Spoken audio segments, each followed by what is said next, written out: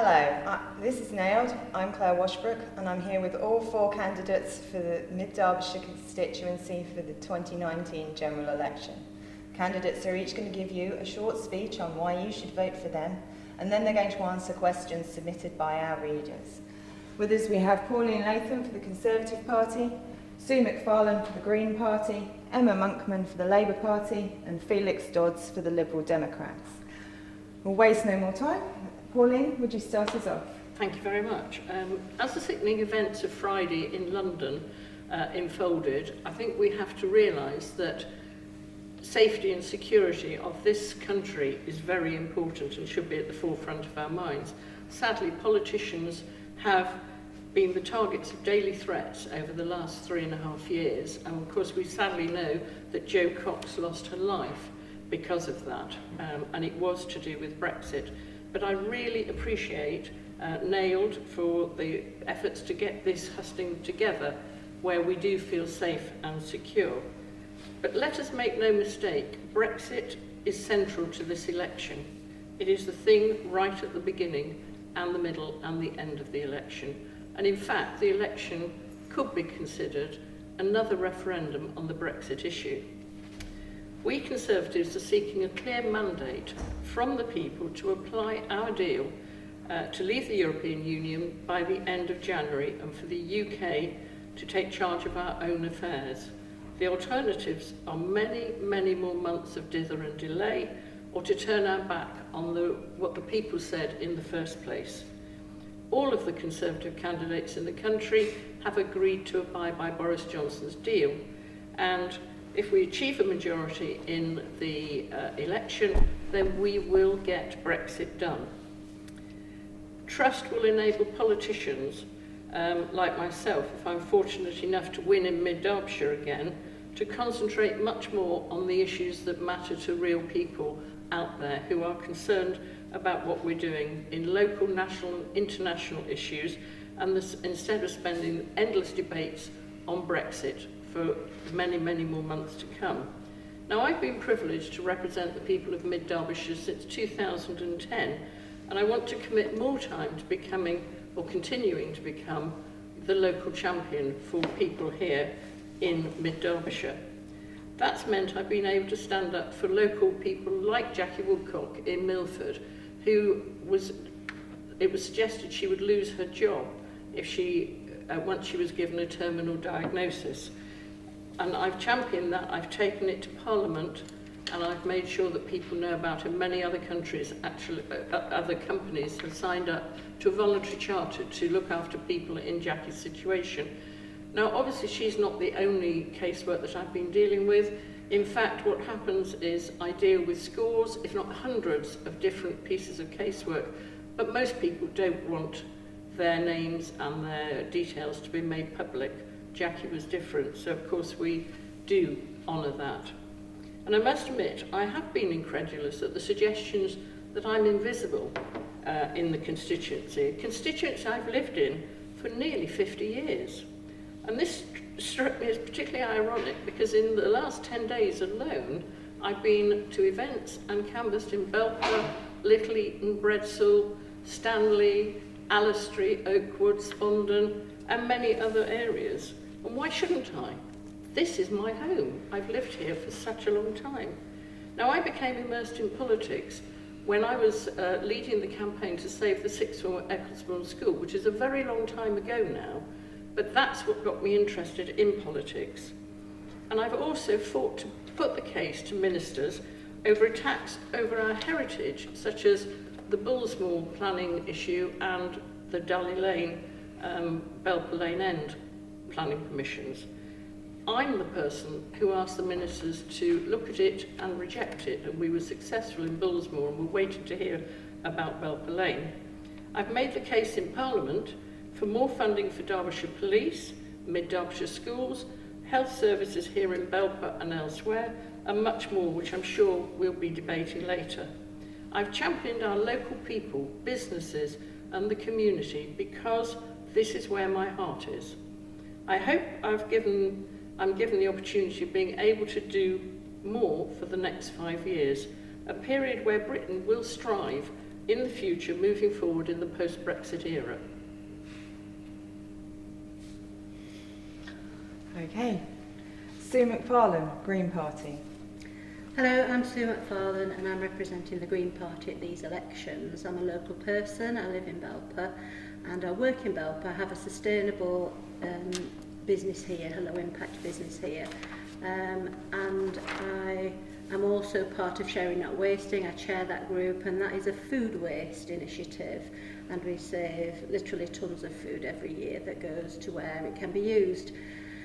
And I think that Brexit, whilst it is important, is not the biggest issue that we are facing here. We are literally at a crisis point, not just us, the whole world.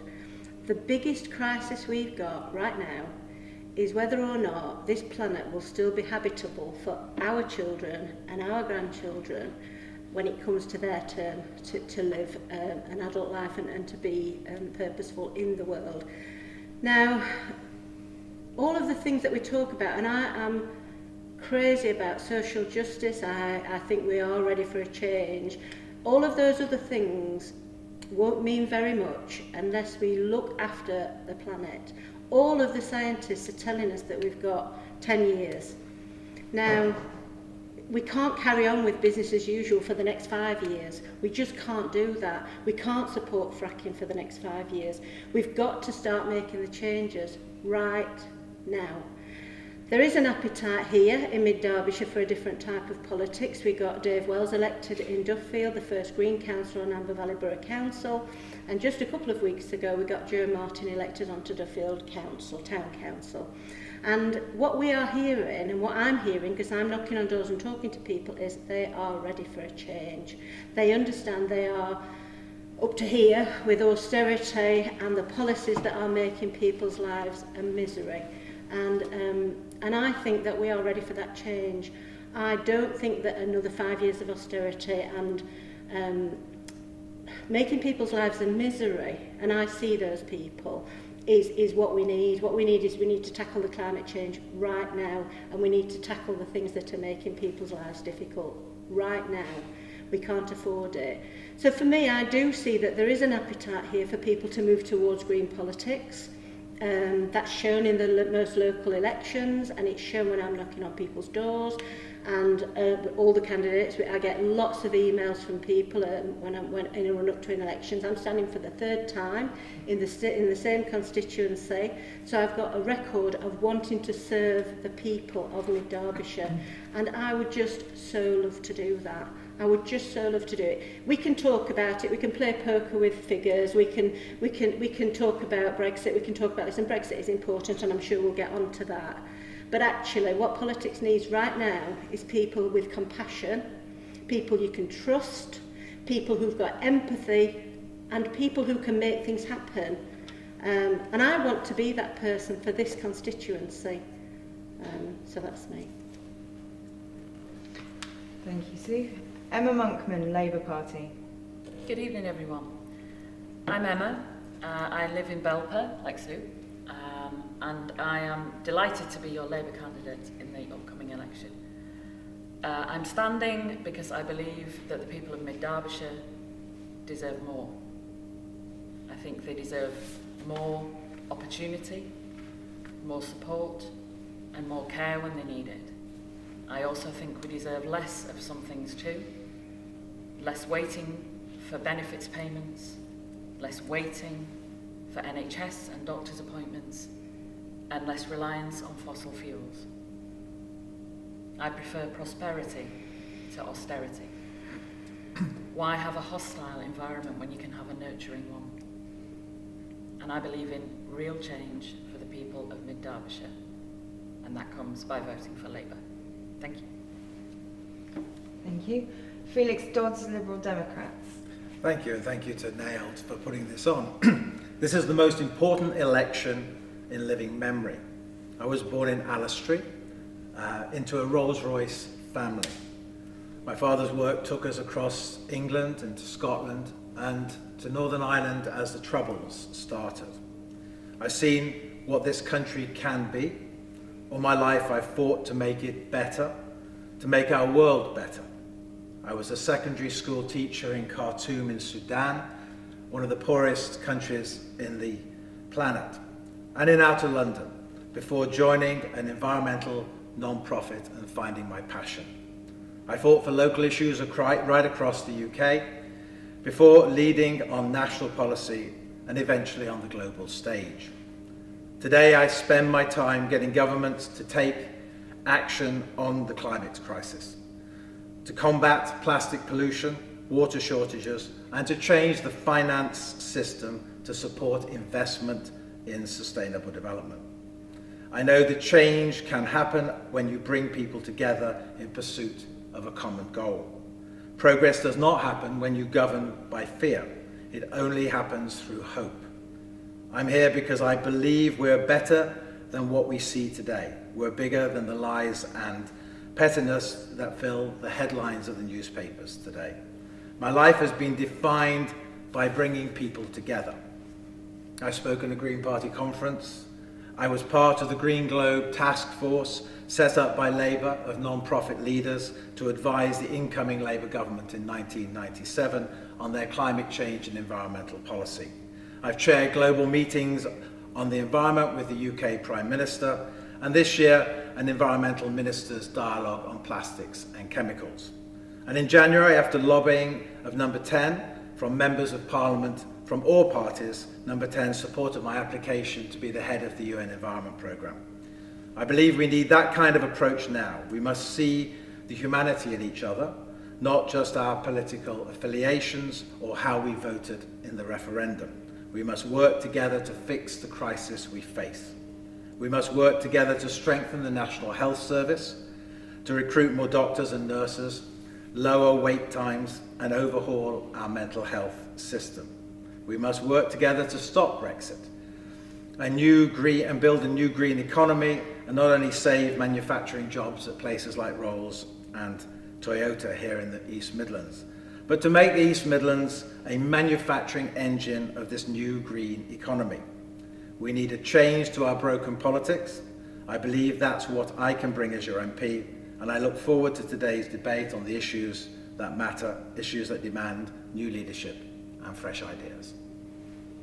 Thank you to all the candidates.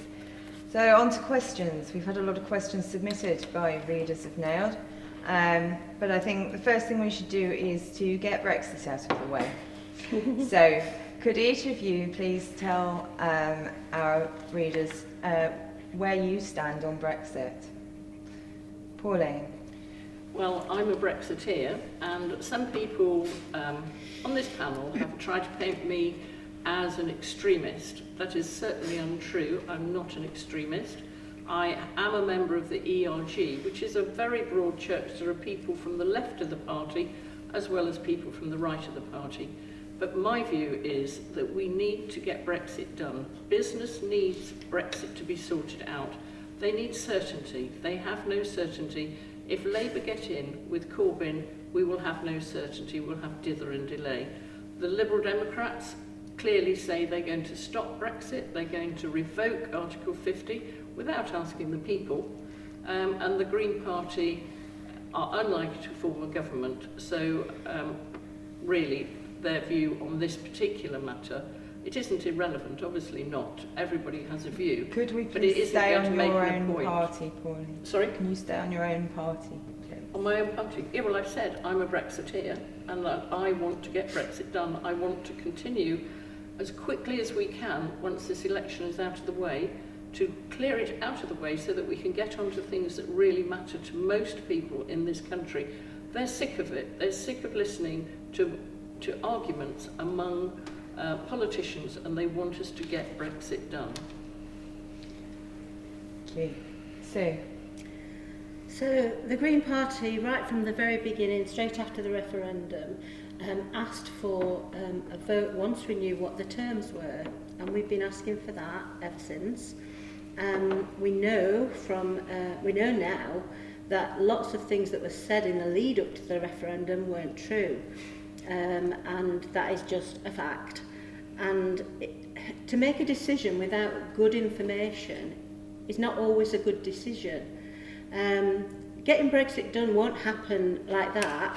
it's a misnomer getting Brexit done. It's going to take a long time to get Brexit done. I don't think we've got that time. I think we need to be concentrating on pulling together. For me personally, and for the Greens, I'm happy with what we've got from Europe in terms of legislation, on the environment, on human rights, and I don't want to lose those. And that is the position of my party. Saying get Brexit done, even now it's dividing everybody. And what we've got some people saying get Brexit done, and we've got some people saying definitely don't get Brexit done. And I just think that what I really want now that I've got more information, when I'm trying to make a decision, I want to always try and make a good decision. And to make a good decision, you have to have as much information as you can on that topic. Now, I have got, on a personal level, and we have all got, more information now than we had leading up to that referendum. We know more about it. We know that some of the things that were said weren't true, and we're 3 or 4 years further along than we were then, and the climate crisis is just getting worse and worse. The social justice in this country is just getting worse and worse, and all we've got on our minds and all we're spending our money on and all we're spending our governmental time on is Brexit, and that has got to stop. That has got to stop. Now, to me, we know more now. Saying that having a people's vote might be less democratic, I don't see that. We're having another election now 2 years after the last one, 2.5 years after the last one. That's not less democracy, that's more democracy. Making another choice when you've got more information to make a good choice with is more democratic, not less democratic. Now, to me, we've got this information. I think we need to publish what the terms would be, and the rubbish that we've got at the moment. I think that deal is rubbish, but that's my own personal thought, and that's my party's thoughts. You know, it's not great. But to me, we need to publish that and give people a chance to say, okay, this is the deal. Do you want it, or don't you want it? Do you want to stay in? And then we need to have a final vote for people on what we know right now, which is a huge amount more than we knew last time. And then we need to just go through with that, whatever that decision is. I think, and this is my belief, and I'm giving it to you absolutely straight, this is not the time to be fighting with our neighbours. The world is burning, from the Arctic to the Antarctic to the Amazon. We're in a mess. The Arctic is burning. We are fiddling with whether or not we're going to do this and that, while the world is crumbling. If you've seen it on the television, Australia's burning. The whole thing is going to hell in a handcart, and we're trying to decide whether or not we're going to come out of Europe. It's ridiculous. We've spent far too much time on it already. It still hasn't been done, and these people are saying, get it done. It won't be done. It's going to take years to come out. It's got to stop. That has got to stop. We need to start pulling together to put this world to rights, to lower carbon fuels, to get people back to a place where they feel safe.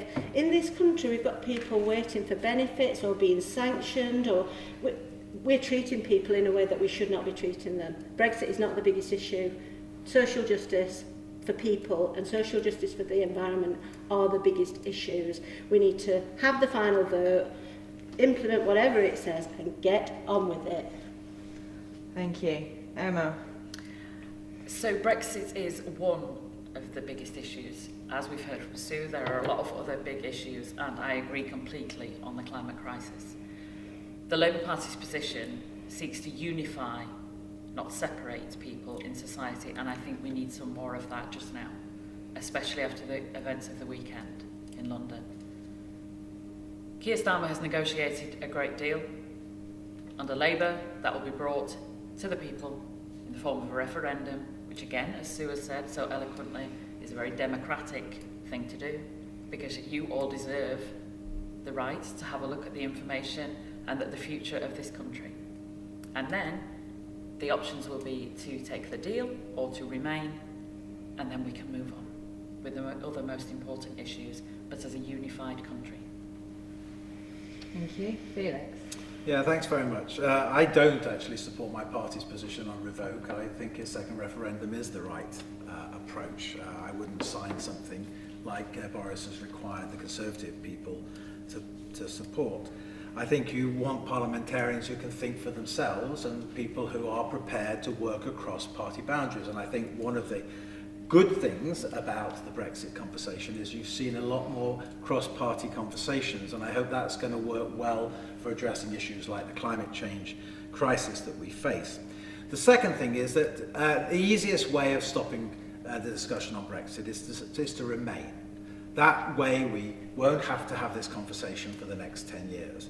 No one who is an expert on international trade law says you can get a deal in 1 year. The Japan deal and with the EU was 5 years, so we're going to have the same problems over and over and over again. It's going to dominate the news. And if we get to December next year, when in theory we're meant to be having got the deal and we haven't got it, there is a real danger that we might end up going out under WTO rules. So this would be a disaster for us. The second thing I want to say, and I think it's really important to all of the discussion on this, is why was the Russian report done by the security services suppressed so that we wouldn't find out what the involvement of the Russians in... Is this Brexit? Yes, it is. It isn't It Brexit. is Brexit. It was, if you know, as you know, the Russians set up something like 150,000 Twitter accounts to interfere in the Brexit, in the referendum. We've seen a situation where, when the election was called, that the former wife of the finance minister of Russia gave £200,000 to the Conservative Party. One wonders whether the report was suppressed because they didn't want the information about how much they involved themselves in trying to stop a proper debate. We shouldn't be supporting in any way foreign intervention in our elections. Thank you. So, first question from our readers. This is a question on youth services. What are your thoughts on the slashing and devastating removal of youth services across Derbyshire? How would your party fund mental health services and increase support for young adults that are between child and adult services? We're going reverse order this time, Felix. Yeah, so as you may have seen, we've argued for a 1p increase in income tax to support work for the National Health Service and social services, and that includes an 11 billion over the 5 years of a Parliament for mental health. It's clear that we need to focus on helping young people, particularly who are susceptible to mental health problems, and that our party would do that. As far as youth services more generally is concerned, we need to see that, them re-established to the levels that they were before the financial crisis. Thank you. Emma. First of all, I want to say that I think the cuts are brutal. And I think that they're affecting young people at a time in their lives when they have so many other things going on. They're so interested in the climate. They want to get involved with things. But if their mental health can't be managed, or their transition between child and adult care isn't managed, how can they do that? And how can they be nurtured into being the people that we want them to be and have the lives that they want to have? So first of all, I think they're brutal. I spent time at the Whitemore Centre recently in Belper, and a young gentleman was moving from the Holbrook School next door to the Whitemore Centre, both of which are facing cuts.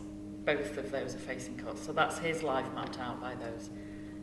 The Labour Party will fund the NHS, but make sure that the funding gets to the front line, not to excessive wages or outsourcing. And mental health will be dealt with the same parity as physical health. And mental health is something on which I am very passionate, and I believe that in the right conditions and with the right support, people can flourish, and they'll get that with Labour. So, I also think that the cuts have been brutal. They have, the poor mental health of our young people has got worse as the cuts have bitten deeper, and it's sad. I see some of it, and it's very, very sad, and it's got to stop.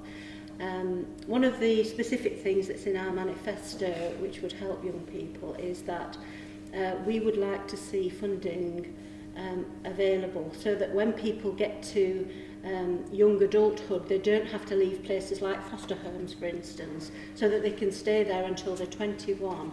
because what happens sometimes is they fall off the system at a point when they're too young and they can't just live their own lives, and that is a crucial stage in a young person's life, and we should not just be saying, right, that's it for you. We've done it. You've had your time. You're 16 or you're 18, and that's it for you. So one of the very specific things we're doing is to say that people should be supported in foster homes until they are 21. I think that one of the things that I'm sure that is a reason given for these cuts is that we don't have enough money. Well, actually, we do have enough money. It's just in the wrong pockets. And what I would say here is, when there was a banking crisis, we had enough money. When we need to do something like Hinkley or HS2 or stuff like that, there's enough money. There is enough money. It's just not being used in the right way. Now, that money needs to be used for things that will actually benefit people, not on something that will get us from London to Birmingham 10 minutes faster. I'm not interested in that 10 minutes faster. All that will actually do anyway is to make London more of a hub, and the extremities, or the north where we are, less of a hub. And so for me, there is enough money. We're not taxing people in the right way, and I'm sure we're going to get onto that. But we've got a ridiculous situation now where people are getting paid huge amounts. And we've got companies like Amazon and Boots and people like that. They're not paying their tax properly. They should be paying tax where they are making their profit. And there's all these loopholes, and we need to stop all that. We have got enough money. Don't let anybody tell you that there isn't enough money to look after people and the environment. There is. We are the 5th or 6th largest economy in the world, and we are treating our people the way we do, and it's shameful. And it's got to stop. Thank you, Sue. Pauline? Well, I regret the youth services being contracted. I think that many of them did an amazing job, and certainly in Belper there was the Blue Box project, which went when there was a fire, and although money has been raised, it hasn't been replaced yet. And unfortunately, the amazing youth workers who used to work with the young people over many years, 3 or 4 years, working out of a van up on the Parks estate, actually did an amazing job, but they've been moved out of Belper because it's not appropriate to do that anymore, and it's certainly difficult in the weather we've got at the moment. But I would like to see better youth services, and as the economy has grown, we are giving more money to local authorities, so they will be able to make the choices that they make to be able to put those youth services back into place.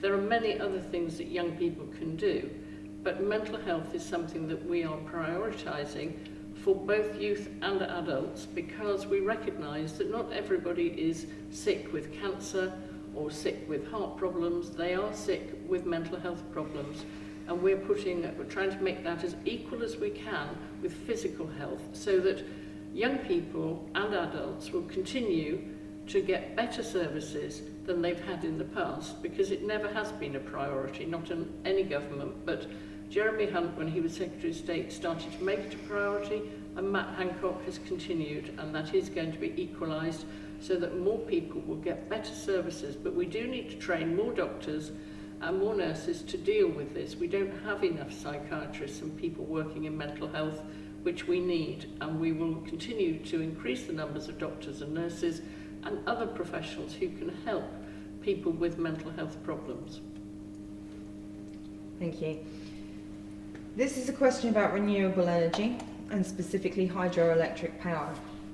Since May 2015, the UK government and the Environment Agency have changed regulations and reduced support for hydropower, effectively stopping the future of the hydropower industry once the current projects in the pipeline are completed. This destroyed several local projects intended to harness the power of the Derwent. As an MP, what action would you take to change this situation? Pauline? Well, I have worked with Transition Belper and people who were advising them on the hydroelectric project that they had locally. I actually took them to see the Energy Minister, Claire Perry, to talk about this issue. And although they put their case extremely well, if there are lots and lots of very small projects, it will cost a huge amount of money to monitor them and to make sure that they're using the money appropriately. So unfortunately they didn't persuade the minister's mind, but I do recognise that there are a lot of people in Belper doing a lot for renewable energy and fighting the corner for that cause, which is an important cause if we are going to reverse climate change. The thing also about renewable energy is that we have increased the amount of renewable energy in this country, and in fact we're at the forefront now of not using fossil fuels in our heating and lighting in this country. We have managed several days this year where we're not using any of that at all. So we're progressing fast, and I'd like to see us going faster and further, which we have got the technology to do, and I'd like to see businesses in this country exporting their technology throughout the world to make the whole world much better on renewable energy. So the question was, as an MP, what action would you take to change the situation? Do you think that the progress that's being made already is good enough? Well, we have made huge progress. Yes, we've made a lot of progress. I mean, I would like it to go further and faster, and I would be lobbying, as I have done, with energy ministers. And as I explained, I did take people working on projects in this town to meet ministers so that they could put their own case, which I think is important. If you're an MP, you should champion local business and local industry and local people if they've got a good idea. And I thought this was a good idea. Unfortunately, they didn't manage to persuade the minister's mind. Having said that, there will be new ministers because she's not in Parliament now. We may be able to continue, and I will continue to champion local ideas so that we can be, in Belper, at the forefront of this country's energy needs. Thank you. So, it's hard to know where to start, really. There's so much to do, so much that could have been done over the last 10, 20, 30 years with various hues of government that has not been done, and that's just left us in a position where we are so far behind where we need to be as far as the climate crisis is concerned. On this panel, we're hearing that some people don't agree with their party's policies. Well, I agree full with my party's policies. Lobbying against your own government is not something that I want to do when I get elected, or if I get elected. Green power, sustainable energy, is not just some pie-in-the-sky thing that we would like. It's necessary, it's a need. It doesn't matter how much it costs, we've got to do it. It's not something that we can choose. When the people in Lancashire were protesting about the fracking there, I went over to stand in solidarity with them, and it was heartbreaking. So I went, and there was this lovely decision that the council, and it was very nail-biting, decided that they weren't going to have fracking there. It can be decided at a county council level, and Lancashire County Council decided that there wasn't going to be fracking there, and then it went to the government, and the government overturned that decision, and the people up there, who are total heroes of mine, have been fighting fracking because it's damaging our environment, it's creating all sorts of problems. We've got the new Hinkley C, and yet today we've got news that in France there's problems with some of their nuclear power stations, and they're having to give out iodine tablets to people. We've got to stop. All this has got to stop, and I know, because I've been talking about these things for 30 years, I've been voting for 40 years, and I've been talking about it, and people have thought that it's a niche issue. It's not a niche issue. We've got to stop it. We're moving to a point where this planet is going to become uninhabitable. People talk about the Earth dying. The Earth won't die. The Earth won't die. The Earth will regenerate when we've finished with it. What will happen is it will become uninhabitable for us. There are already parts of this planet that are uninhabitable, and people are trying to leave those parts of the planet all around the equator, and we're calling them economic migrants, and we're trying to send them back. They can't go back. They can't live there. They haven't got enough water. They can't grow the crops. And what I'm saying about energy is an integrated energy system, and all of this is in our manifesto, and I'm not going to get into facts and figures because it's there. Anybody can have a look at it. But an integrated energy system is not only possible, it's got to happen. Thank you. Emma? Yeah, so in May of this year, I was delighted to be elected to the town and borough councils, that's Belper Town Council and Amber Valley Borough Council, for the ward of Belper North. And part of that has been to join a marvellous group of people called Paddle Peak, who have been kayaking up and down the river to do litter picks and river cleans. I like a litter pick. So I've been out with them, and fortunately enough, I got to talk to somebody who works for Derbyshire Water and is in dealing with the hydro that we already have in place under the mill in Belper. So I'm going to be meeting with them soon to talk about what more we can do. We have an amazing resource in the river coming through. So they said that the reason that we don't do more is because the feed-in tariffs have been scrapped by the current government. So that's something that Labour will look at straight away as part of our green industrial revolution, which personally I'm really excited about because I am a climate change academic and it floats my boat. Pardon the pun, because of the Paddle Peak reference. So I'm already doing things about this, and I will continue to do things about this when I'm the MP, and so will the Labour Party, and it's going to be a really exciting time for people like me who get excited about green tech and renewable energy. Thank you. Felix? Yeah. So I think there's a couple of things. One is, we've seen the success of hydro in Scotland, which delivers a lot of the energy for Scotland.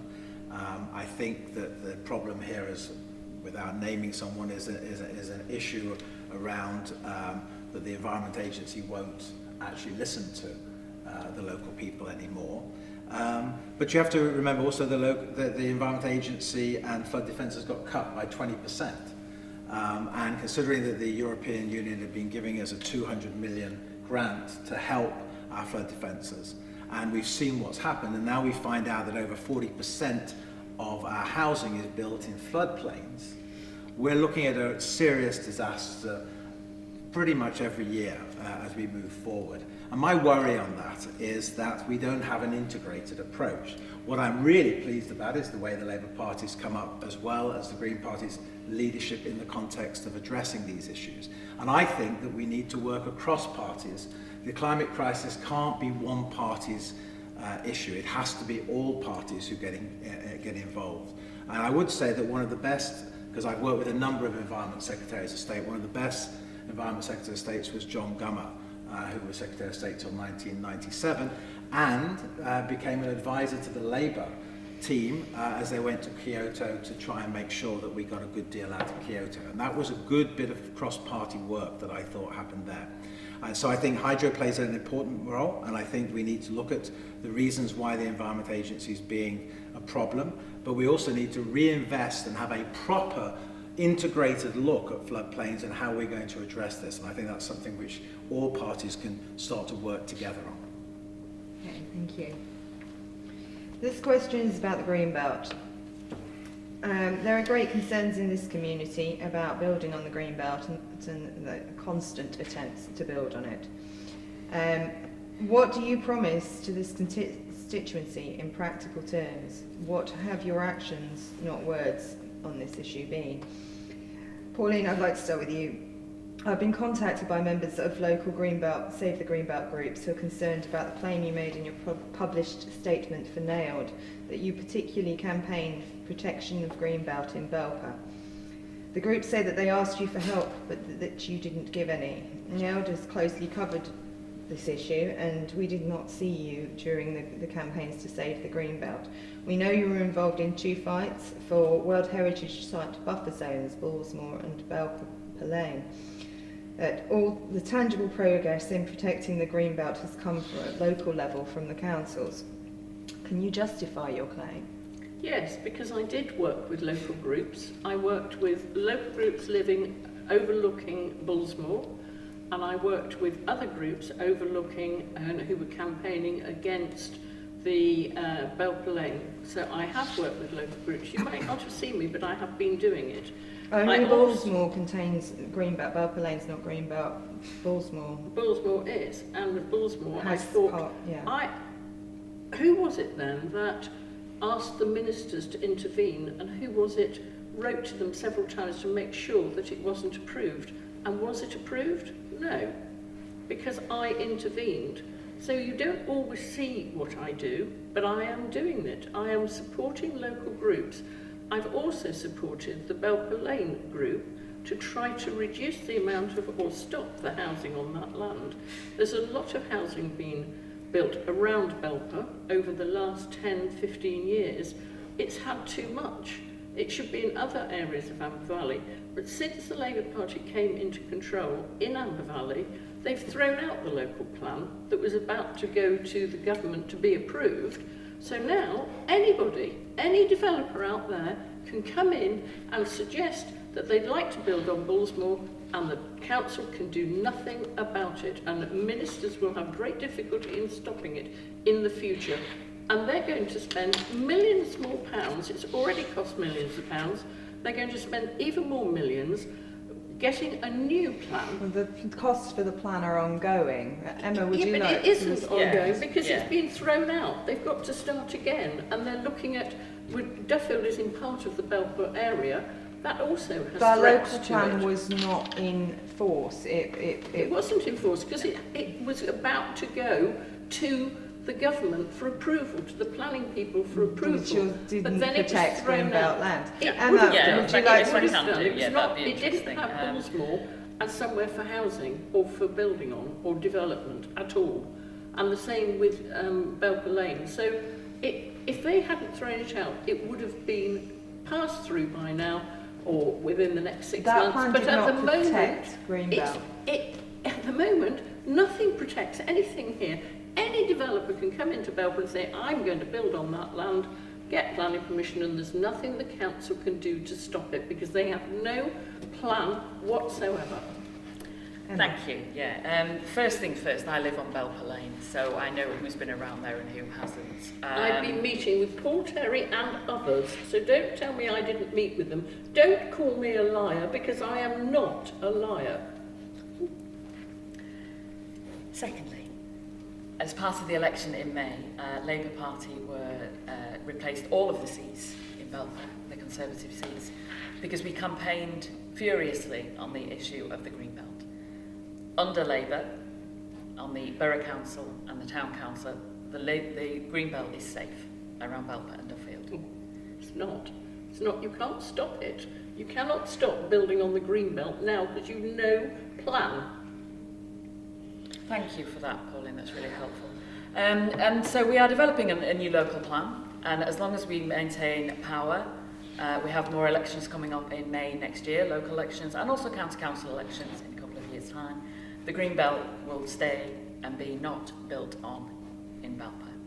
And that's why we were elected, and that's what we're already doing. And the local plan that we dismissed was not a productive and useful local plan for the area, which is why it needed to be replaced and why it is being replaced by something that protects the Greenbelt, something that the Labour Party brought in the first place.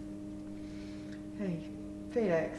Yeah, just a couple of things. I mean, one is that from my understanding, we've already spent over £1 million on the previous plan. Clearly, the local population made a very strong statement by changing the council in May. What I would just ask the council to consider is that they make sure that that consultation process involves as many of the local community groups as they can and becomes in a sense, something that's owned by the town and not just by the party. Absolutely. Because I think if you can do that, then you'll end up with something which is something we could show to the world as an example of how consultation should be done. So I look forward to hearing how that goes. Yeah, thank you. Isn't that Just called a neighbourhood plan, just for Belper?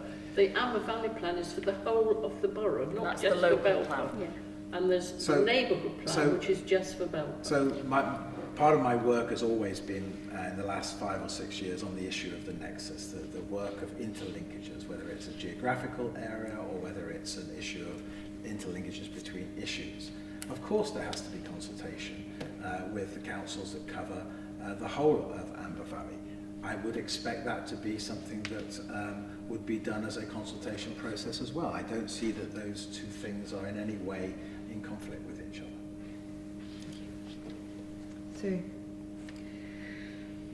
It's not normally within my remit to defend a Conservative, but I do know that Pauline did work hard at that time. Thank you. What I do know, though, is that she was working, pushing against what her own government was doing at the other end. And that is counterproductive. No, It's not something that you should have to do. What the council were doing, not what the government were doing. The government stopped No. it. What I'm the saying, government stopped the building. What I am saying is, we need housing policy at a national level that councils do. So we wouldn't need this local plan or a neighbourhood plan. The actual planning rules should be such that we don't need to do this fighting with each other, and where we've got MPs lobbying their own governments to protect their constituency.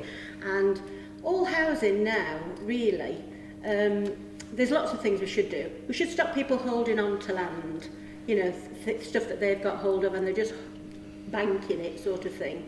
We've got lots of empty properties that need to be brought back into the housing market. We've got lots of brownfield sites that could be used for housing. Greenfield sites should be the absolute last option. And there's lots of other things with housing. I mean, here, and I was the same. I live here in Mid-Derbyshire. I live in Belper, and there have been times when I fell under attack by developers, because they see it. It's a lovely place to live. I live here. We're right in the middle of Derbyshire, and it's a lovely town, and I get it. But we shouldn't. We need to. It's like a lot of things. We need to stop the system that makes us all fight against each other, and we need a system where local people decide how many houses they need. We don't need this top down from the government telling us how many houses we should build. We can look at that. We can look at how many people we've got here and how many houses we need to build and how many houses are affordable. In Bristol, just recently, one of the Green councillors put up, and this is about renting, but they put up about affordable rents, and they got it through the council, and now the landlords down there have to set the rents so that people can afford them. Housing, you know, they're not trying to build affordable houses on these greenfield sites. They're trying to build luxury houses, you know, that people here probably won't be able to afford. I know people who cannot afford to live in Belper because the prices have shot up. The whole system needs a complete change from top to bottom, and as you would expect me to say on this, we need to be thinking about how we build them, how they operate. They need to be passive as far as carbon is concerned. We should be taking that into consideration. Nobody should be able to build a house these days that is not a passive house, that does not come up to passive house standards, and so that people can afford there.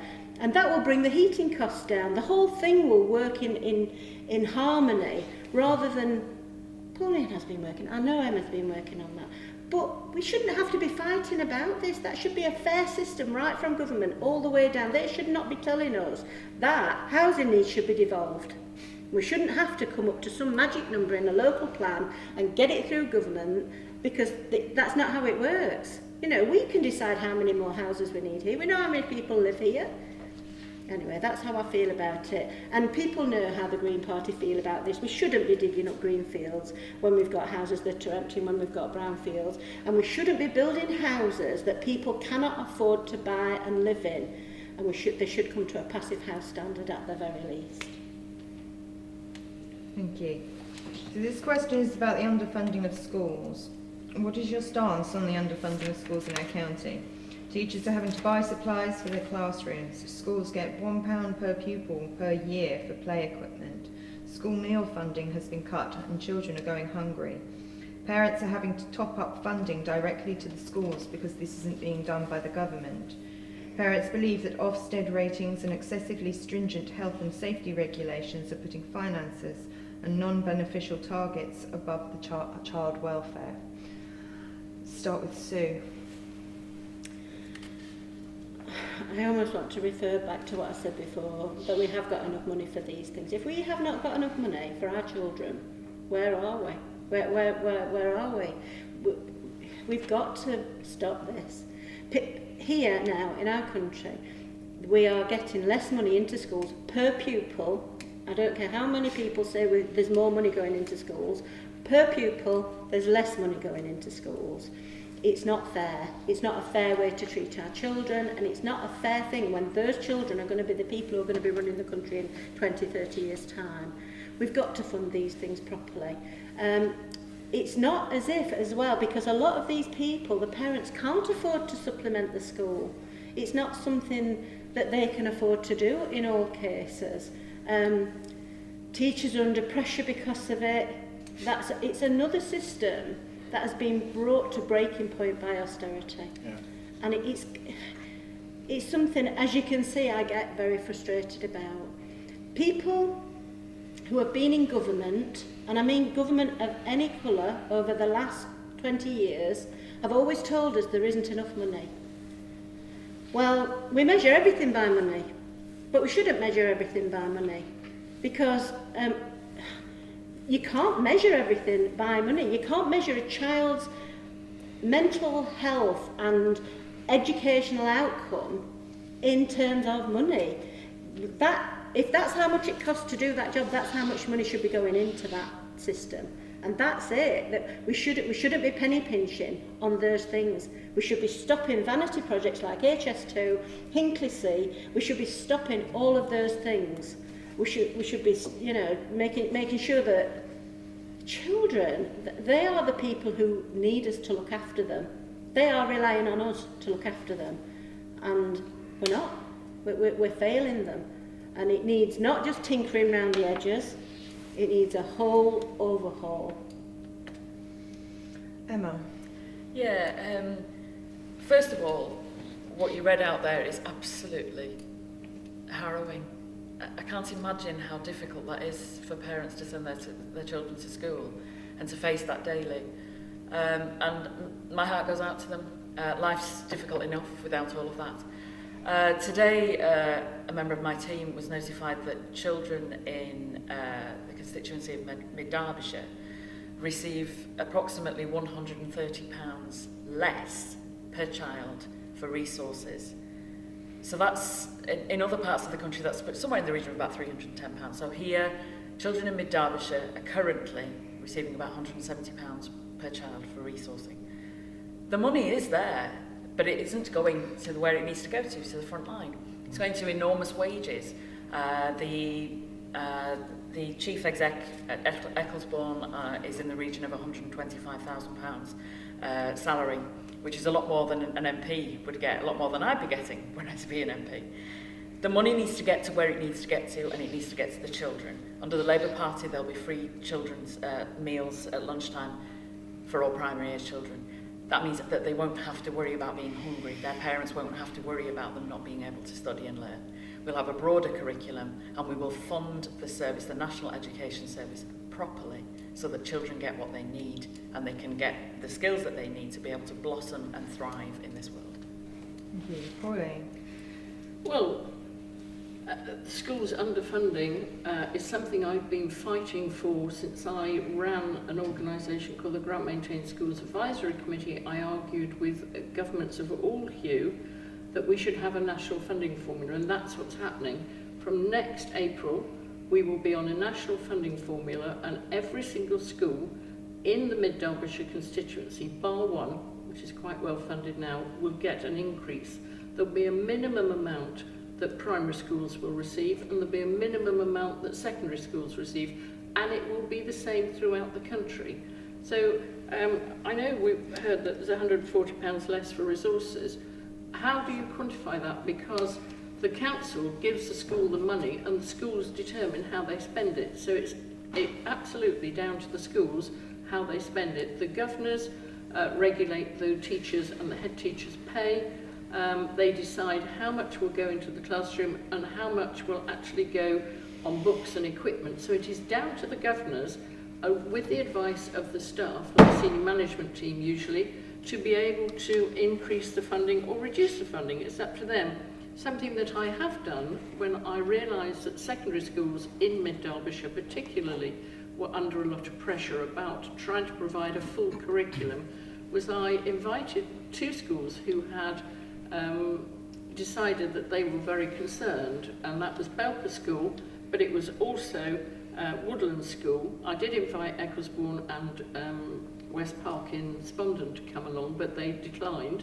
But I had the bursars and certainly the chair of governors from Woodland School came along and met the minister in London to discuss the situation. And so they have fed into that, and that is one of the reasons why we are now going to have a national funding formula which will be much fairer, provided councils pass on the money, and that is down to local councils, well, county council in the case of Belper, but the city council in terms of Allestree, Oakwood and Spondon. So it is changing, it will change, and much more money is being put into schooling because we recognise that the education of the future of this country is crucial to our whole future for the whole of the country. Emma, you wanted to come back? Yeah, just one inaccuracy. If a school is an academy, then it doesn't have that same governance. It's a business, and they get to decide how much they pay. It's still governors with it. So there is a slight inaccuracy in what has been said. There are certain schools are allowed to be able to pay their CEOs whatever they want to pay them, and that's where the money is going. I don't think that anybody should be awarding themselves £125,000 a year package when children are having to bring their own books into schools. It's still down to the governors to decide the head teacher's package. Can I? Felix? Yeah. So I think we all got the same email this morning from the British Educational Suppliers Association. So I'm assuming the figures, and they sent a correction, it was actually slightly larger than what you were saying. They said £147 below the 2002-2003 level that we had. Now, our MP has been there for 10 years. My understanding, I may have got it wrong, so I'm happy to correct it, is that we're one of the worst in the country. And if that's the case, why has an MP been in there for 10 years and allowed that to happen? I think that's a very serious question to ask. Secondly, that we're supporting 20,000 teachers, new teachers. I'm a former teacher. I taught in, as I said, in Sudan, but I also taught in London for about 7 years. And so I've seen how far we've gone down in the period since I left teaching and what needs to be done. One of the things that we're advocating is that new teachers should start on 30,000 a year by 2002. We invest in that. And the amount of changes that are coming down with new technologies are astronomical.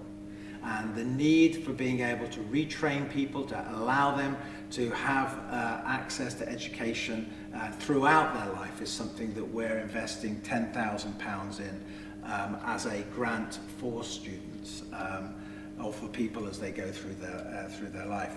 It's perhaps understandable that there might be some criticism of what we did with the tuition fees. One of the ways of us walking that back quite sensibly is to reintroduce the bursaries for nurses and for midwives. My daughter's a midwife.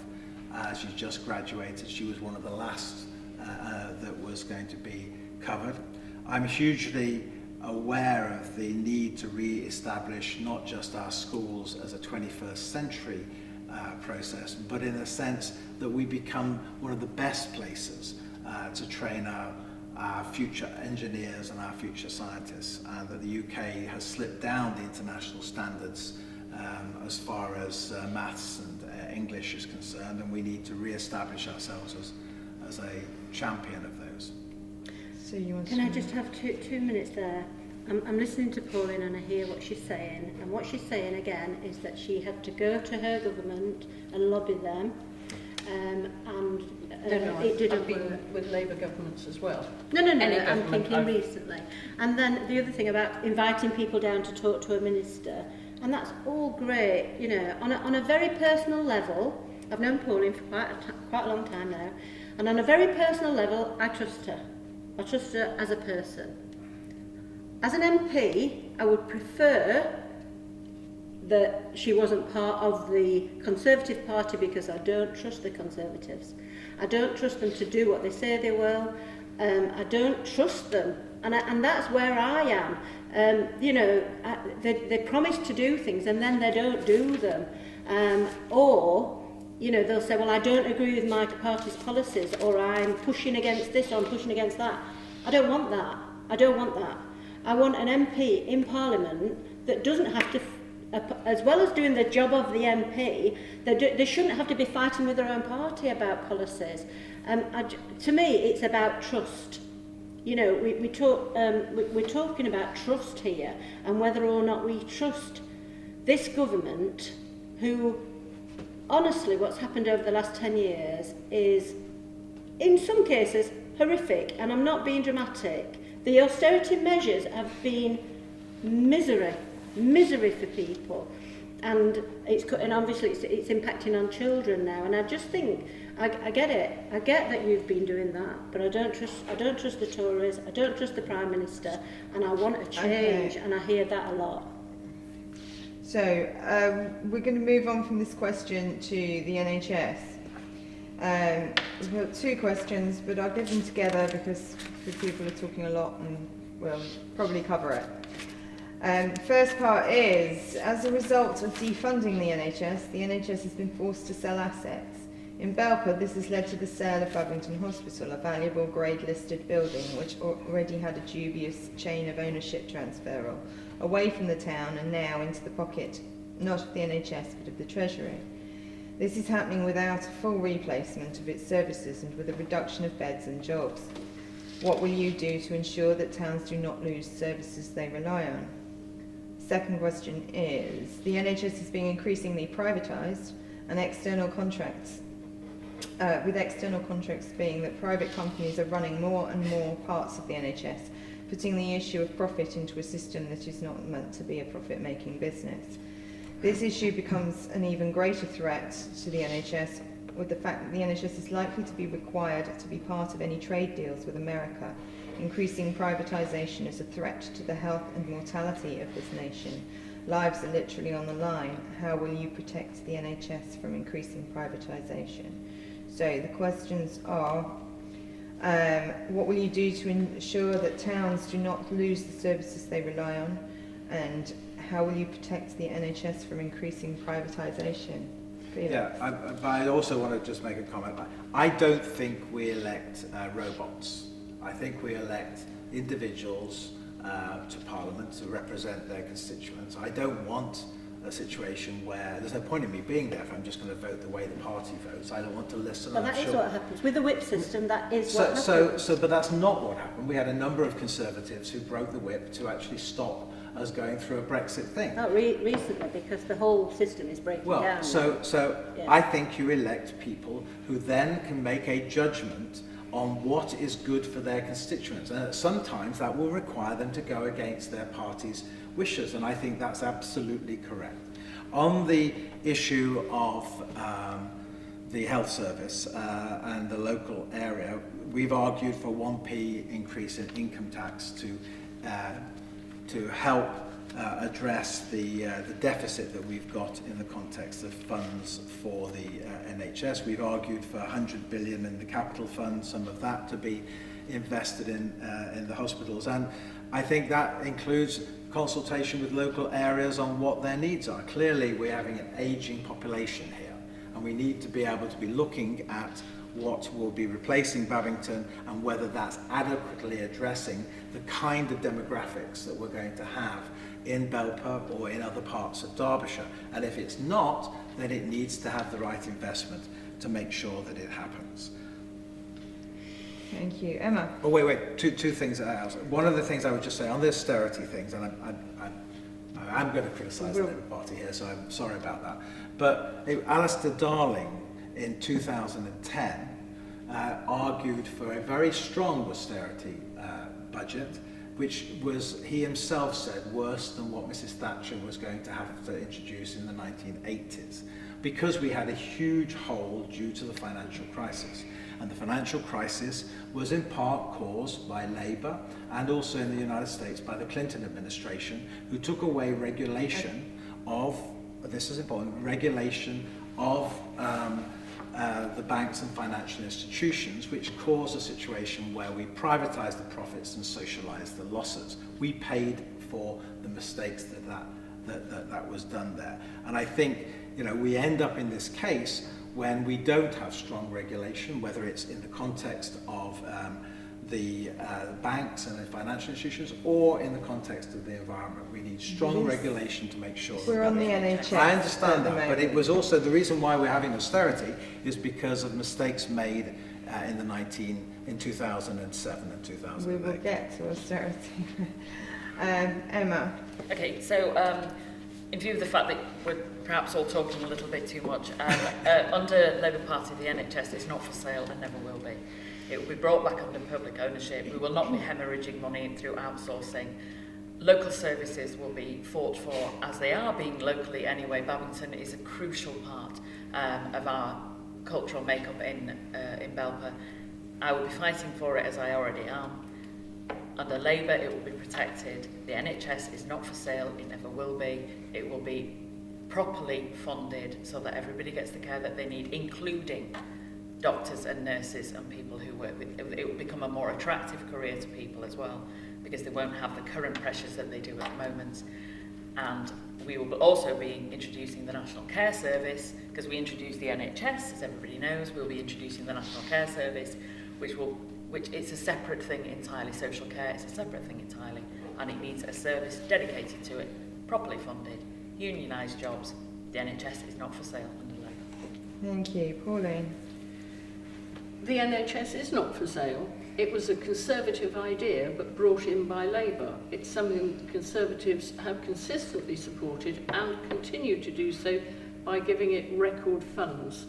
The NHS has always had, since its inception, privatised part of it. GPs are private. They don't work for the NHS. They're contracted to the NHS, as are other parts. And actually, if we talk about privatisation, Gordon Brown privatised far more parts of the NHS to get rid of backlogs of things like hip replacements. They were being done here in the Nuffield Hospital. If that's not privatising, I don't know what is.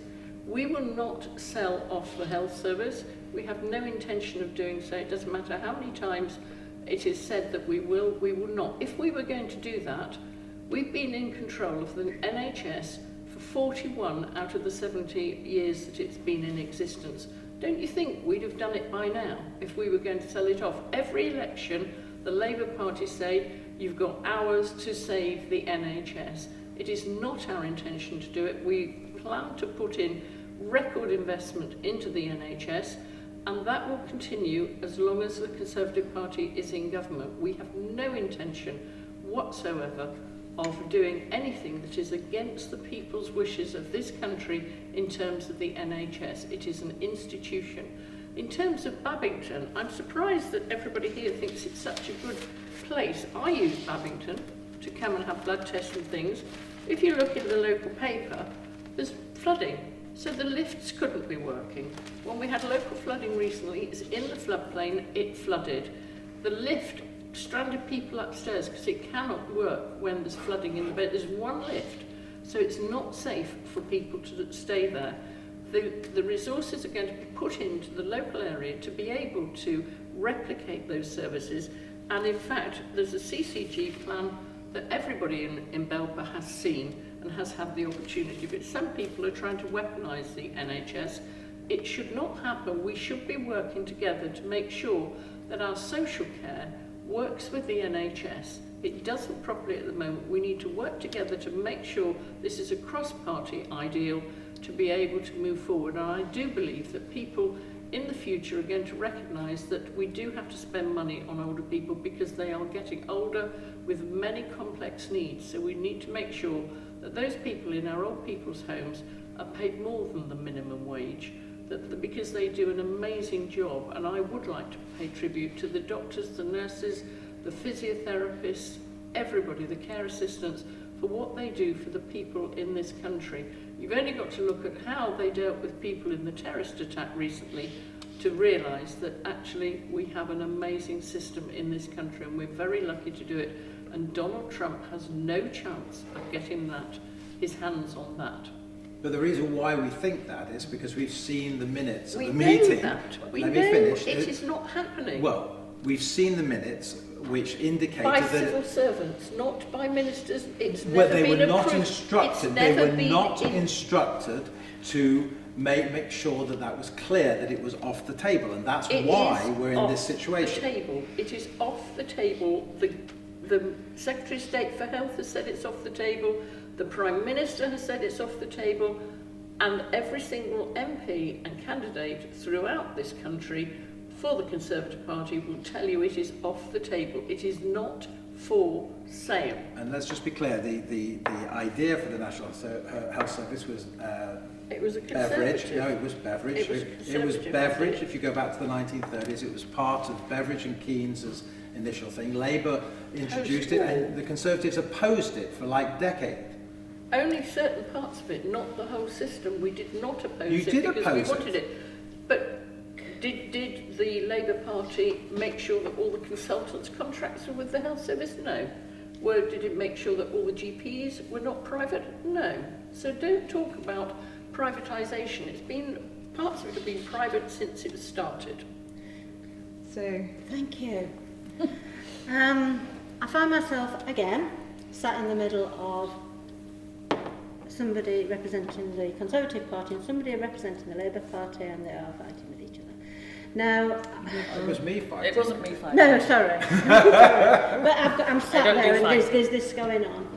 Now, I don't want to talk too much about Babington because, yes, we're in Belper tonight, which is just a thing, but I want to talk about all of Mid-Derbyshire, and I want to talk about the national strategy, if you like. Now, again, we're talking about the National Health Service needs more money to make it work properly. However much money that is, that's what it needs. That's what it needs. And if we say that there isn't enough money, I would refer back again to what I said before, that there is enough money. We're just putting it into ridiculous vanity projects and other things. And if we need to raise more money by taxation to pay for it, that's what we need to do. And we need to change, like I said, we need to be taxing people who are making profits here and not paying any tax to this country. Now, what I would say about the NHS is my mum was a nurse, and when she trained to be a nurse, before she started training to be a nurse, she was an auxiliary nurse. And if she had have lost her wage to start training to be a nurse, she wouldn't have been able to do it. I was taking my O-levels at the same time as my mum was taking her nursing exams. And she would not have been able to do that. But what happened was she got paid because she was working in the National Health Service. She was six weeks in the nurses' college and then 6 weeks on the ward, and that's how it went. And that's how she could afford to be a nurse. And now we've got this system where nurses have to study, they've got tuition fees, they've got to live while they're nursing. They're working in the NHS and they're not getting paid for that work. And I know I keep saying this, but this is how I feel. We can't keep tinkering around the edges and fighting about who did what and how this happened. It's got to change. We've got to stop it. No part of the NHS should be private. Everything should be brought back in. When I had my children, my mother-in-law, she was a cleaner with the NHS, and she worked for the NHS, and she took pride in her work, and so did every other person that worked there. Now, I hear what everybody's saying, but for me, the NHS it should be free at the point of needing it. It should not be private, and we should not have to pay for it. And if we start going down that slippery route, and again, I want to talk about, it's all right, we can say that the Tories won't do this. That depends on whether or not you trust them. I don't trust them with our National Health Service. right, okay, I've got 2 questions left. We're running out of time. We have run out, I think. So, very quickly, people want to know whether you will protect foxes and badgers from fox hunting and badger culling. So can I just get whether you were willing to protect them or not? Fox Pauline? hunting, there are no plans to change the existing rules whatsoever. And that has virtually stopped fox hunting. There's still a bit goes on, but it's with dogs, not it has to be shot. It can't just be a pack of hounds. So that's changed irrevocably. As far as badgers are concerned, I understand that, Derbyshire is reprieved from a badger cull. There has been work done on vaccinating the badgers, and I think that's a good thing. I would like to see the science as to how much less there is of bovine TB in cows in this country, in this county, whereas in other counties where the cull has happened, for instance in Staffordshire, there is no bovine TV. So I want to work on the science of it, not the emotion of it. There's already a government report which was commissioned by Michael Gove that's been entirely ignored, which said that the culls made very little difference to the spread of TB and that they were not the main cause. That's not what I'm told in Staffordshire, but I think it should be done on the science, not on the emotion. Okay. Shall I go next? Yeah. I would love government policy to be made on science and not ideology, where research pushes policy. I would love that. That's more. We need more of that. Yes, I don't think fox hunting should be a thing, and I don't think that the fox hunts that go out that sometimes accidentally or even not accidentally still kill foxes. We shouldn't be doing that. We shouldn't be killing badgers. We shouldn't be doing that. I personally was part of raising money for the vaccination scheme, and I am absolutely gutted about what we're intending to do. And again, we're saying that there's been this, we're not doing it at the moment. I don't want to live under that, we're not doing it at the moment. I want to know that we're not going to be killing badgers. No. Yes, of course. I don't want any hunting at all. We should be protecting our species and protecting our biodiversity. I was delighted to be able to support the Stop the Cull in Derbyshire. I was delighted to be able to support Derbyshire Wildlife Trust, who were completely instrumental in getting the culls stopped. And I was also delighted to be able to raise with Amber Valley Borough Council and Belper Town Council that we ban culling of badgers on our land. Of course, I will continue with that fight. Yeah. I'm with my friends here. No fox hunting, no badger culling. And also science. It would be nice that perhaps we voted for the climate legislation in the House of Commons, which 12 times the present MP voted against. That's untrue. Well, that it's from the Guardian article, yeah, and it's wrong. So it was. I'm happy to check again. I'm very happy. Very few clauses that we voted against. It wasn't the whole thing, and I'm happy to go by the science. But if it's going to if you're going to quote the Guardian article, you should quote it accurately. Okay, I think we'll end it there. I had one more question on austerity, but I think we've run out of time, and I'll send that question to you. Thank you very much. Thank you. Thank you. Thank you. Thanks, Claire.